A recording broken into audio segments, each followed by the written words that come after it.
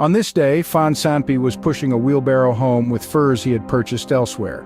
At that moment, a village child named Duan Duan approached with a black dog and said nonchalantly, "Uncle Sanpi, when will you pay back the 50 taels of silver you owe my family?"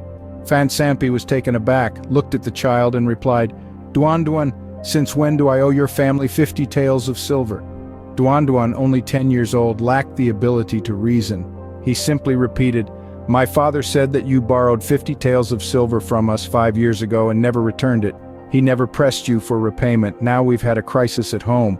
My father's on his deathbed and can't even afford to buy a coffin. Please return the 50 taels of silver."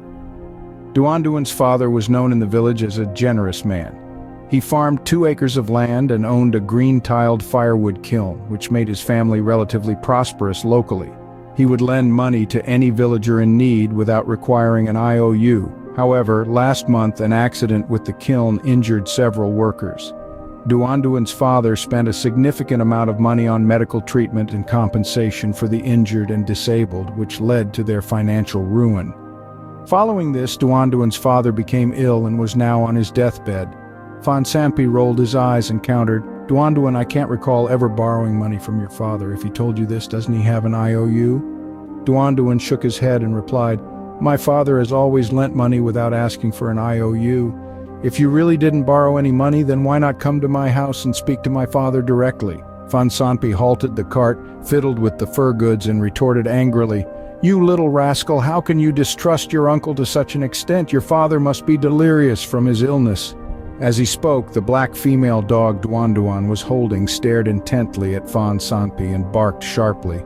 Fan Sanpi grew even more irate and proclaimed to Duan Duan, "I swear I haven't taken a penny from your family. If I lied, may I become son of this bitch dog here. Do you believe me now?"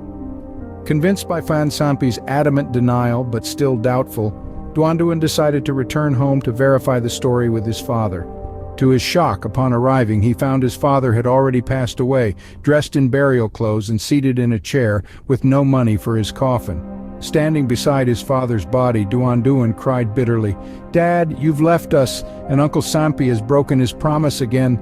Duan Duan was crying when Fan Sanpi arrived. Seeing Duan Duan's father deceased, he knelt, hugged one of the father's legs and cried out, "Brother, you sent Duan Duan to my house asking for help with 50 taels of silver. When did I ever borrow 50 taels from you? I was busy all day and planned to come tonight to discuss this with you. Now I never expected that you wouldn't be able to speak." Duan Duan blinked, watching Fan Sanpi cry. Just as he was trying to understand the situation, his father's body abruptly sat up. Fan Sanpi, kneeling on the ground, thought the corpse had moved on its own and was so terrified that he wet himself. Scrambling to his feet, he prepared to flee. Duan Duan quickly grabbed one of his legs, pleading, "Don't run. If you truly haven't lent any money from us, face my father and say so." On hearing Fan Sanpi's words, Duan Duan's father became incensed. However, his anger soon melted into a smile. He leaned over, patted Duan Duan on the head and said, "Duan Duan, let go of your Uncle Sanpi. He didn't lend any money from us. Let's not talk about this anymore." Stunned, Duan Duan released Fan Sanpi, who was covered in cold sweat. He scrambled up and dashed outside, only to trip over the black dog crouched by the threshold and fall to the ground. The black dog, having been trodden on, yelped and bounded into the yard. Then soon after, a puppy tumbled out behind her. Fan Sanpi lay motionless outside the door. Despite Duan Duan's attempts to help, he could not raise him. Duan Duan's father rushed to assist as villagers, attracted by the commotion and carrying lanterns, arrived. They were all astonished to find Duan Duan's father, thought to be dead and wearing a shroud, attending to Fan Sanpi. The villagers managed to bring Fan Sanpi home and laid him on his bed. From that day, he fell into a deep slumber, unresponsive to his family's persistent calls, and this continued for over 10 days without any change. This dog is so terrible. Turning our attention to Duan Duan's family, the black dog had only one puppy, but with milk aplenty.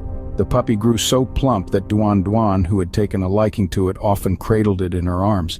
Half a year later, Fan Sanpi still lay asleep. Meanwhile, the puppy had grown into a sizable, clever dog. It would play with the black dog for some time, then dash off and vanish. On this day, the little black dog ran out early in the morning, and when it was time to have breakfast, he returned home with a silver coin in his mouth. He placed it directly at Duan Duan's father's feet, then went out again. Duanduan's father picked up the silver coin and was shocked. After a while, the little black dog brought back another ingot of silver, placed it at Duanduan's father's feet, and then turned around and walked out the door. Duanduan's father quickly asked his son to follow the little black dog to see where it was finding the silver. Duanduan followed the little black dog through several village lanes until it suddenly disappeared in a flash. Duanduan searched for a long time but couldn't find the dog, so he turned around and walked home. As soon as he reached his house, he saw the little black dog jumping in the door with a bright white piece of silver in its mouth. Upon entering the door, it was struck with a stick by Duanduan's father, flopped on the ground for a while, stretched out its limbs, and died. When Duanduan saw his father had beaten the little black dog to death, he cried out loud in sadness. Duanduan's father, still holding the wooden stick, looked at the dead little black dog and said to Duanduan, "This dog has actually stolen money and brought it home. This is terrible. We can't keep such a dog in our family." At that moment, the black female dog ran over, sniffed the little black dog lying on the ground, barked for a while, picked up the little black dog in her mouth, and dragged it out of the door. After a while, a man carrying a bundle of firewood came to Duanduan's house. He walked with his head down, and his pale face was obscured by the firewood. As soon as he entered the door, he knelt down with a bang in front of Duanduan's father, who was startled. On closer inspection, it was Fan Sanpi, who had been bedridden for half a year. With sobs, Fan Sanpi said, "Brother Sanpi has come to apologize to you. You are my savior." Duanduan's father quickly helped Fan Sanpi up and asked what had happened. Fan Sanpi explained that for more than half a year, he had been bedridden, tormented by nightmares in which people pointed at him, shouting at him to turn into a dog for an intentional wrong he had done, that if he swore to become a dog, he must become a dog. He credited being struck on the head with the wooden stick by Duanduan's father for waking him from the nightmare. Upon awakening, he had carried a bundle of firewood from his home as a way to apologize to Duanduan's father. Feeling guilty, Fan Sanpi confessed, "Brother, 5 years ago, I borrowed 50 taels of silver from you." Duanduan's father smiled and said, "Have you ever borrowed money from my family? Why can't I recall it?" "I did borrow it," Fan Sanpi confessed to Duanduan's father. 5 years ago, he had borrowed 50 taels of silver from Duanduan's father to invest in his business. After making a fortune, he continually postponed repaying the debt. When Duanduan's father fell critically ill and nearly died, Fan Sanpi thought to discard the 50 taels. Hearing news of Duanduan's father's alleged death, he feigned sorrow and visited Duanduan's house to weep. His intention was to deceive Duanduan, but instead his actions inadvertently caused Duanduan's father to cry to death. Upon revival, Duanduan's father faced Fan Sanpi, sighed, and said, "Sanpi, after recovering, I saw Duanduan clinging to your leg, refusing to let go. I realize you're stubborn and unwilling to repay the loan, and I lack a written IOU. If this continues, it will only sow discord between our two families, possibly affecting future generations. The detriment is far greater than any benefit. That's why you claimed you hadn't borrowed money, although you haven't truly forgotten." Feeling increasingly guilty, Fan Sanpi hastened back, retrieved a hoe from his home, and with his son went to his vegetable garden. To his astonishment, there was Duanduan's black female dog digging in the earth, burying a puppy until only its tail remained visible. Fan Sanpi cried out in panic, "I buried 50 taels of silver here. Why is this dog burying her puppy on top of it? Where's the silver I hid?" At that moment, Duanduan's father appeared with Duanduan carrying a large bag of silver. Duanduan's father handed the silver to Fan Sanpi, explaining that the little black dog had unearthed the buried treasure and brought it home, 50 taels in total.